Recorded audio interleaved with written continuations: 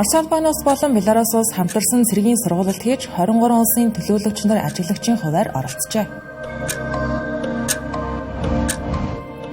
Персийн булангийн хамтын ажиллагааны зөвлөлийн орнууд Катарт болсон гинтийн дайралтай холбогдуулан хамтарсан хамгаалтын механизмыг идэвхжүүлнэ гэлээ. Хаан 3 дугаар Чарльз Америк нэгдсэн улсын ерөнхийлөгч Дональд Трампыг хүлээн авч уулзах гэж байна. Венесуэла улсын ерөнхийлөгч Николас Мадуро Америк нэгдсэн улсыг Карибын тэнгист дайн өдөөх гэж байна гэж буруутгалаа. Арам дэрэг үзэгчтэй Тэнгэр телевизийн гадаад мэдээний хөтөлбөр та бүхэнд хүрч байна. Бид олон улсад болж байгаа онцлог үйл явдлуудаас танил хүргэх болно.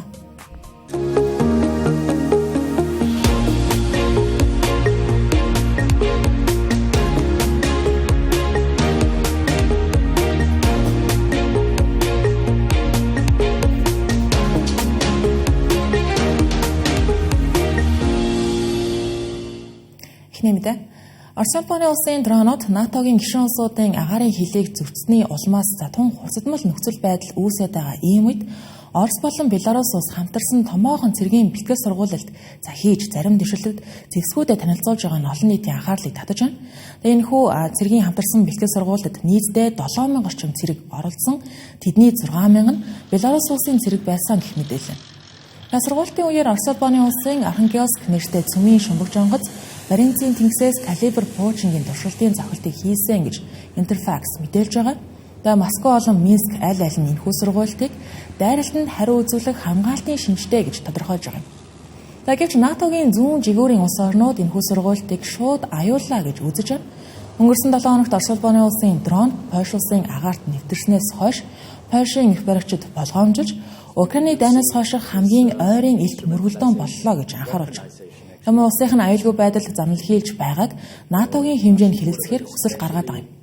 Энэхүү бэлтгэлтэй холбогдуулан Польш, Литв, Латви гэх 3 улс хилээ хааж хамгаалтаа чангатсан байна. Түүнчлэн Их Британи улсын засгийн газар өөрийн сүнөөгч онгоцуудыг Польш улсын агаарын орон зайг хамгаалах нислэгт оролцуулахаар болсон гэдгийг зарлалаа.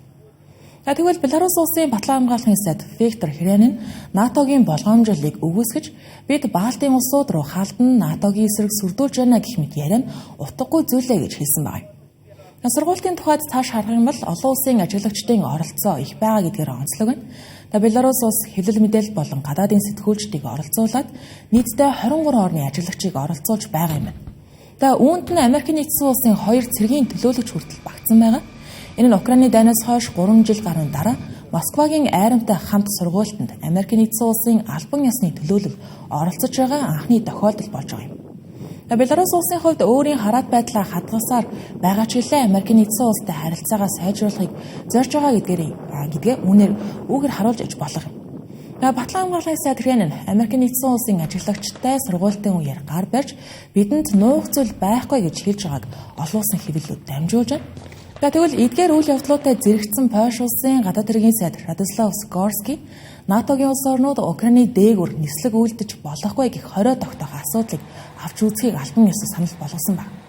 Түүнчлэн Их Британи улсын эрх баригчид Москваг шүүмжилж Лондонд Орос улбаны улсын элчин сайдыг дуудаж уулзсан. Их Британий гадаад хэргийн яамны мэдээлэлд дурдсанаар Орос улбаны улсын дронуудын Польш болон Румыний агаарын орон зайд хилээр хууль бусаар инхүү нэвтэрсэн байгаа нь хүлээн зөвшөөрөх боломжгүй зөрчил гэж тодорхойлсон байгаа юм.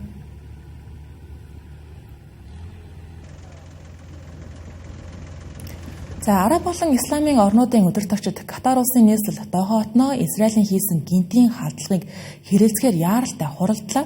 Хурлын үр дүнд Персийн булангийн хамтын ажиллагааны зөвлөлийн орнууд хамтын хамгаалтын механизмыг идэвхжүүлнэ гэдэг мэдэгдсэн байна.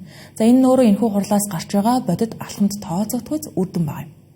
Катарын эмир Шейх Тамим Хамад Аль Таны энэхүү Араб Исламын орнуудаас бүрдсэн Персийн булангийн хамтын ажиллагааны зөвлөлийн орнуудын яаралтай дээд хэмжээний уулзалтыг санаачлан зохион байгуулсан. Уулзалтыг нээж үг хэлсэн.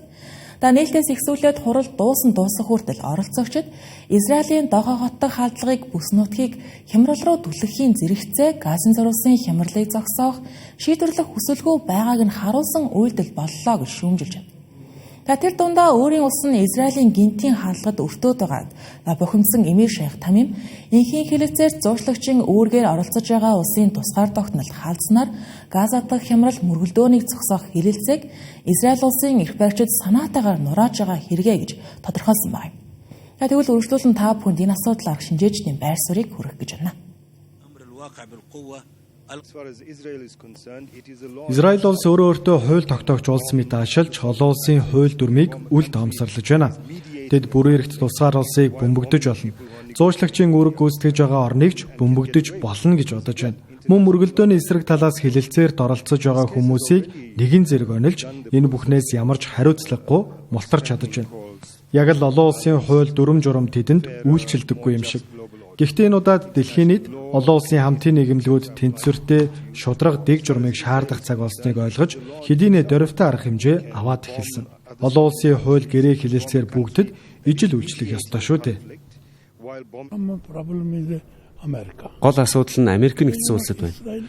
Израиль улсын эрх баригчид Катар улс тэргүүтээ Персийн булангийн хамтын ажиллагааны зөвлөлийн орнуудыг ингэж өдөө хатгаж чадаж байгаа нь Америк нэгдсэн улстай маш сайн харилцаатай гэдэгт л байна. Америк нэгдсэн улсын дэмжлэггүйгээр Израиль улс энэ бүс нутагт өдий хэмжээний нөлөөтэй болохгүй байсан. Өнгөрсөн 7 хоногийн Доха хот руу хийсэн Израилийн агаарын цохилтын улмаас 6 хүн амьд бол 2023 оны 10 дугаар сард Израиль улс болон Хамас бүлэглэлийн хооронд эхэлсэн мөргөлдөөний улмаас Газан зурагт амьд хүмүүсийн тоо одоогийн байдлаар 64800 даваад байна. Мөн бага насны хүүхдүүд өсөглөн хүнс тэжээлийн дутагдлын улмаас амь насаа алдахад хүрч олон зуун мянган палестинчууд хүнс, ус, түлш, эмнэлгийн тусламж авах боломжгүй нөхцөлд амьдраад 2 дахь жилээ дуусгах гэж байна. Харин Катар болон Египт улсын тухайд Америк нэгдсэн улстай энэ зэрэгцэн Хамас болон Израилийн хооронд зууршлал хийхээр өдийг хүртэл тасралтгүй хүчин чармайл гаргаж байгаа улс. Тиймдээч Израилийн зэсэд хүчин Хамас бүлэглэлийг онлог нэрийдлэр нийслэл Доха хот руу гинтийн цохилт өгсөн байгаа нь аль аль талын дургуутсал эсэргүүцлийг өдөөж байгаа юм. Уулзалтыг даргаалж байгаа Катар улсын гадаад хэргийн яамны хэвлэлийн төлөөлөгч Машед Мохаммед Ал Ансарын мэдээлснээр Персийн булангийн хамтын ажиллагааны зөвлөлийн батлан хамгаалахын байгууллагуудын дундах зөвлөлдөөн аль хэдийнэ ихэлсэн ойрын хугацаанд Доха хотноо нэгдсэн цэргийн командлын хурал болно гэсэн байна. Мөн шинэ хамгаалтын механизмын талаар дэлгэрэнгүй мэдээлэл хараахан өгөөгүй ч гэлээ НАТОгийн гэрээний 5 дугаар заалттай төстэй буюу халдлага нь нэг улсад чиглэх юм бол бүх гишүүнд тооцогдох зарчимд үндэслэх төлөвтэй байгаа юм байна. Цэрэг зэвсэг хамгаалтын хувьд ийм байгаа бол Израилийн эсрэг шууд улс төр эдийн засгийн хатуу арга хэмжээ уулзалтын үеэр бол зарлагдсангүй. Харин энэ чиглэлд Америк нэгдсэн улсыг Израилийн эсрэг дарамт шахалт үзүүлэхийг уриалгахаар төлөвлөж байгаа талаар Персийн булангийн хамтын ажиллагааны зөвлөлийн ерөнхий нэрийн бичгийн дарга Жасэ Мохаммед Ал Будави мэдээлж байгаа юм. Энэхүү уулзалтын төгсгөлд Арабын лиг болон Исламын хамтын ажиллагааны байгууллага хамтарсан мэдээллийг гаргасан.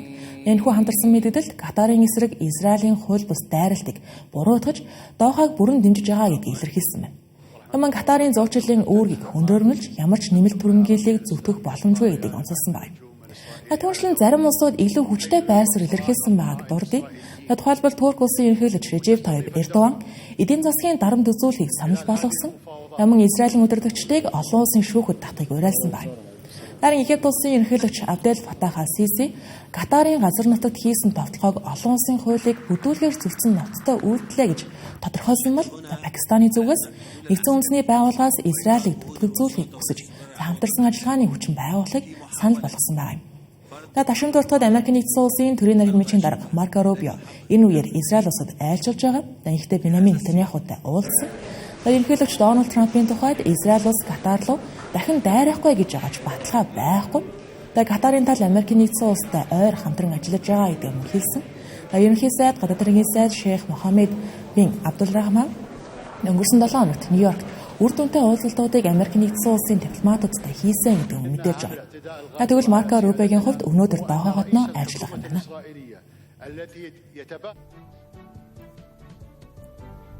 Дараагийн мэдээ.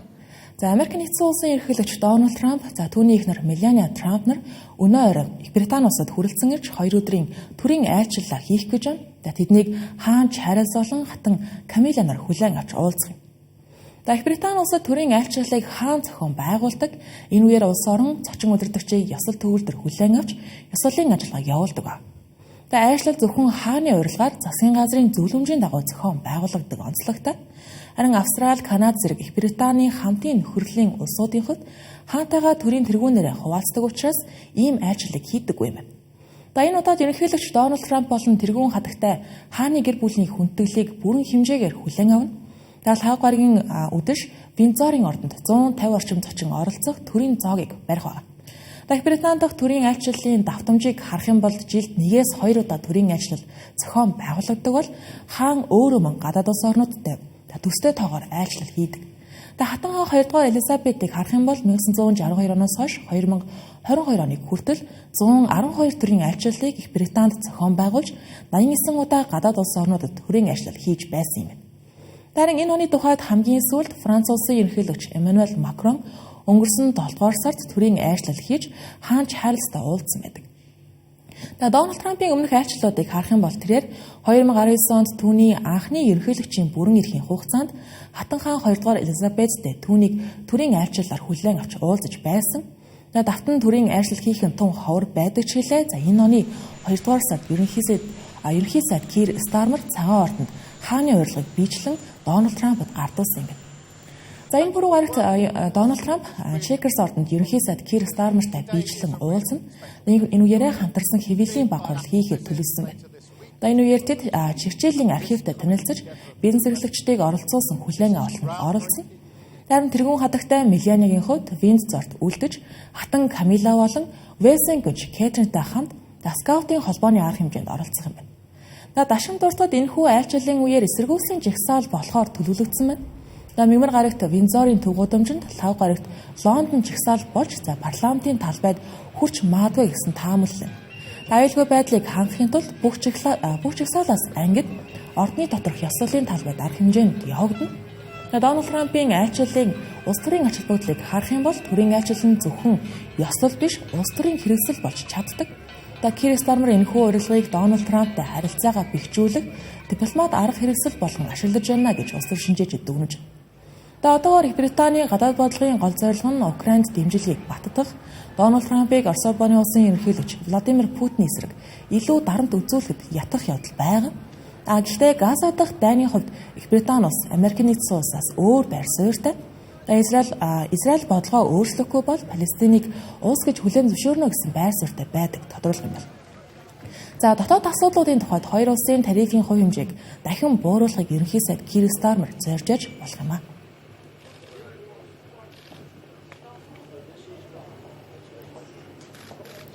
Венесуэл улсын ерөнхийлөгч Америкийн нэгдсэн улсыг Карибын тэнгист дайн өдөөх гэж байна гэж буруутгалаа. Үүнээс тун удалгүй ерөнхийлөгч Дональд Трампын тушаалаар Америкийн нэгдсэн улсын байлдааны хөлөг олон улсын далайн усанд явж байсан Венесуэл улсын ээжид хөлөг рүү цохилт өгсөн тохиолдол гарсан байна. Венесуэлийн ерөнхийлөгч Николас Мадуро даваа гарагт мэдээлэл хийсэн. Гэхдээ энэ сарын ихээр ерөнхийлөгч Дональд Трампын тушаалаар Венесуэлийн харт амхиныг тээвэрлэж явсан гэх хөлөг рүү хийсэн довтлогоо нь гэмт хэрэг байсан гэж үзэж байгаа гэдгийг хэлсэн байна. Энэхүү хаалгад 11 хүн амиасаа алдсан. Николас Мадурогийн үзэж байгаагаар хэрвээ Америкийн нэгдсэн улс тухайн хөлөг дээр хүмүүсийг харт амхины 8-ачтаа гэж үзсэн бол баривчлах ёстой байсан. Харин иргэнийг цэргийн дайсны адил устгаж байгаа нь хууль бусаа гэсэн байна. Үүнийг Америкийн нэгдсэн улс Венесуэлийг томоохон дайнд татан оролцуулахыг зорж байгаа үйлдэлээ гэж тодорхойлсон байна. Мөн түүний үзэж байгаагаар Вашингтоны жинхэнэ зорилго нь газрын тосны зах зээлд тогтсон дэглэмийг өөрчлөх болохоос ш харт амхитай тэмцэх явдал бишээ гэсэн байна. Мадурог ийхүү мэдээлэл хийсний дараахан өнөөдөр Дональд Трамп олон нийтийн сүлжээд Венесуэлээс хөдөлж байсан харт амхины картел террористуудыг онилж олон улсын усан замд Америкийн нэгдсэн улсын айрам 2 дахь товтлогоогоо амжилттай хийлээ гэж мэдээлсэн байна. Энэ удаагийн цохилт нь 3 хүний амь насанд хүрсэн. Дональд Трамп 2 дахь хаалтлага үндэслэхдээ харт амхины картел Америкийн нэгдсэн улсын үндэсний аюулгүй байдалд занал хийлж байна гэж тайлбар өгсөн байгаа юм. Венесуэлийн талаас одоогийн байдлаар энэхүү 2 дахь товтлогооны талаар тодорхой байр суурь илэрхийлээгүй байна. Эдгээр үйл явдлууд нь хоёр орны хурцтмал байдлыг улам нэмэгдүүлсэн хэрэг болж байгаа нь гарцаагүй. Өнгөрсөн 8 дугаар сарын сүүлээр Америкийн нэгдсэн улс Венесуэлийн ойролцоо Карибын тэнгист дайны хөлөг болон цэргүүдэд байрлуулсан. Дональд Трамп үүнийгээ тайлбарлахдаа харт амхины 8-атай тэмцэх Америкийн нэгдсэн улсын иргэдийн амь насыг хамгаалах гэж тодорхойлж байгаа юм. Түүнчлэн цагаан ордны хэвлэлийн төлөөлөгч Анна Келлигийн хэлж байгаагаар анхны зохиолтын тухайд Дональд Трамп зэвсэг мөргөлдөөний хуулийн дагуу эх орноо хамгаалах зорилготойгоор ийм үйлдэл гаргасан тушаал өгсөн гэж тайлбарсан байна. Тиймээс 9-р сарын 2-ны өдөр бөмбөгдсөн хөлөг дээрх хүмүүсийг Венесуелийн Тренд Арауга гэх нэртэй бүлгийн гишүүд байсан гэж цагаан орноос үзсэн юм байна. New York Times-ийн мэдээснээр хөлөг онгоц, нисэх онгоц дагаж байгааг ажилсныхаа дараа чиглэлээ өөрчилж буцах гэж байсан үед товтлогоо эхэлсэн гэж ийм мэдээлэл байна. Венесуэл улсын засгийн газрын зүгээс тэдгээр амнисаа алдсан 11 хүний тухай одоо хүртэл мэдээлэл өгөөгүй байна. Харт амхны худалдааны бодит байдлыг харах юм бол шинжээчдийн харж байгаагаар Латин Америкт үйлдвэрлэгдэж байгаа кокаины ихэнх нь Колумб, Перу, Боливид хамаардаг. Венесуэлд кокаин бараг үйлдвэрлэгддэггүй юм. Америкийн нэгдсэн улс Колумб нэгдсэн үндэсний байгууллагын мэдээллээр Америкийн нэгдсэн улс руу гардаг кокаины 74% нь номхон далайн замаар голдуу Колумб, Эквадороос тэрвэрлэгддэг бол Карибын замаар гардаг нь 24% л хүрдэг байгаа юм байна. Фентанилийн хувьд Венесуэл бараг ямар ч үүрэггүй гэж хэлж болно. Фентанилыг Мексикт Хятадаас ирдэг химийн бодисоор үйлдвэрлэдэг гэж Америкийн нэгдсэн улсын хууль зүйн яам болон харт амигтай тэмцэх газар болон Конгрессийн судалгааны алба өөрсдөө хүртэл баталдаг байна. Олон улсын хуульчдын зүгээс Америкийн нэгдсэн улсын иймэрхүү довтлогоог яг харахгүй хууль бусаа гэж үзэж байна. Учир нь харт амихны 8-ачид гин буруутай эсхийг шүүхээр тогтоох ёстой. Шүүмлэгчид Дональд Трампыг харт амихны 8-атай холбоотой гэж үзсэн хүмүүсийг онилж, хууль ёсны үндэслэл байхгүйгээр армийн хүчийг хэрэглэж байна гэж шүүмжилж. Цагаан ордон хуулийн нарийн үндэслэлийг танилцуулаагүй ч гэлээ жил бүр 100,000 орчим хүн Америкийн нэгдсэн улсын 100,000 орчим иргэн хэтрүүлэн харт амих хэрэглэсний улмаас амнасаа алдаг их тооцооллыг гаргасан байна. Өнөөдрийн сүүлийн онцлог мэдээ. Хятад улсын эрх баригчид Америкийн нэгдсэн улсын төдийгүй дэлхийн хамгийн үнцэнтэй компани болох хэмэл оюуны чипний голд нийлүүлэгч Nvidia-г монополийн эсрэг хуулийг зөрчсөн гэж үзсэн байгаагаар мэдээлээ. Энэ 7 хоногт Мадрид хотноо болж байгаа Хятад Америкийн худалдааны 4 дахь шатны яриа хэлэлцээтэй даагцж байгаа. Nvidia компани тухай мэдээлэл энэхүү яриа хэлэлцээрт сөргөөр нөлөөж болцсошгүй байна гэж шинжээчд үзэж байна. Тодорхойлох юм бол Мадрид дахь Америк болон Хятадын худалдаа эдийн засгийн хамтын ажиллагаанд тулгамдж байгаа асуудлуудыг хэлэлцэх уулзалтанд Америкийн нэгдсэн улсын талаас яриа хэлэлцээг ахаж байгаа сангийн сайд Скотт Бессент хэлэлцээ маш ахицтай болж байгааг хэлж байсан. Гэхдээ өнөөдөр Хятад улсын талаас Америкийн нэгдсэн улсын төдийгүй сая дурдсанчлан дэлхийд дахиндах зах зээлийн үнэлгээгээр тэргүүлж байгаа 4.3 их найд $5 үнэлгээтэй Nvidia компаниг монополийн эсрэг хуулийг зөрчсөн гэж үзэж байгаа гэдээ зарласан байна. Гэхдээ нөгөө талаас Америкийн нэгдсэн улсын худалдааны ямж гэсэн зүгээр суухгүй. Бүгд найрамдах Хятад улсын хоёрч томоохон чип үйлдвэрлэгч болох GMC Semiconductor Technology болон Jitsu Semiconductor Technology гэх хоёр компаниг 20-тай байгууллагын жагсаалтанд оруулсан. Мөн Америкийн нэгдсэн улсаас хагас дамжуулагчийн технологи худалдан авах эрхийг нь хаасан байгаа юм байна. Үүнээс дипломат төвшинт талуудын хооронд яриа хэлэлцээ үргэлжиж байгаа боловч үүнтэй зэрэгцэн хоёр тал харилцан хоригуудаа өргөжлүүлж байгаа. Ингэхдээ технологийн салбарыг чиглэсэн арга хэмжээнүүдэд өргөжлүүлсээр байгаа нь харагдаж байгаа. Уг хоёр улс нь хоёулаа хэмэл оюун ухаан болон түүнд шаардлагатай чипийг үндэсний аюулгүй байдалд чухал ач холбогдолтой гэж үздэг онцлогтой. Зарим тохиолдолд ялангуяа Америкийн нэгдсэн улсын талаас төрийн эрх мэдэлд ямар намын төлөөлөгчд давмгайлж гарснаас үл харгалзан Хятад улс руу өндөр технологийн чип худалдаалж байгаа компаниудыг үндэсний аюулгүй байдалд аюул учруулсан гэж үзэх хууль эрх зүйн зохицуултуудыг баталсан байдаг. Өнгөрсөн сард ерөнхийлөгч Дональд Трамп Nvidia болон AMD компаниудтай тохиролцож Хятад улс руу хийсэн борлуулалтынхаа 15%-ийг Америкийн нэгдсэн улсын засгийн газарт төлөхийнхөө хариуд тодорхой хэмжээнд Хятад улс руу чип экспортлох боломжтой болсон байдаг. Үүнийг Америкийн нэгдсэн улс хэмэл оюун ухаанд давмгай байр суурь хадгалахын зэрэгцээ Хятад улстай хийж байгаа худалдааны хэрэгцээг тасалдуулахгүй байх зорилготой алхмаа гэж тодорхойлж байгаа юм. Энэ гэрээний талаар цааш тодруулах юм бол Nvidia-гийн гүйцэтгэх захирал Jensen Huang өнгөрсөн сард цагаан ордонд Дональд Трамптай хамт энэхүү гэрээг баталсан. Тэр 97 хоногт Британд айрчлахдаа Дональд Трамптай дахин уулзахаар төлөвлөсөн байна. Хятадын эхлүүлж байгаа мөрдөн шалгалтын тухайд одоогоор Nvidia-д шууд шийтгэл торгуул төлөвлөх хэсэг нь тодорхойг байна. Албаныхан цаашид мөрдөн шалгах ажиллагаагаа үргэлжлүүлнэ. Мөрдөн шалгалт өнгөрсөн оны 12 дугаар сард эхэлсэн байна. Монополийн эсрэг хуулиас гадна Nvidia-г Израиль улсын чип зохион бүтээгч Mellanox Technologies-ийг худалдан авахд тавьсан нөхцлүүдийг мөн адил зөрчсөн гэж буруутгаж байгаа юм. Хятад улс нь энэхүү худалдан авалтыг 2020 онд баталсан байдаг. Гэхдээ энэ талаар өнөөдрийн мэдээлэлд хангалттай дэлгэрэнгүй мэдээлэл бол өгөөгүй. Өнөөдрийн Хятад улсын мэдээллийн дараа Nvidia-гийн хувьцаа зах зээл нэгээс өмнөх арилжаанд 1.4%-аар буурсан байгаа юм.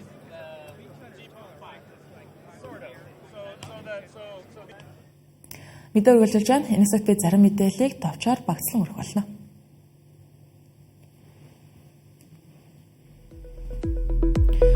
Америк нэгдсэн улс болон Хятадын удирдлагууд TikTok аппликейшнийг Америк нэгдсэн улсад хэвийн ажилуулах талаар тохиролцоонд хүрсэн гэж зарлалаа.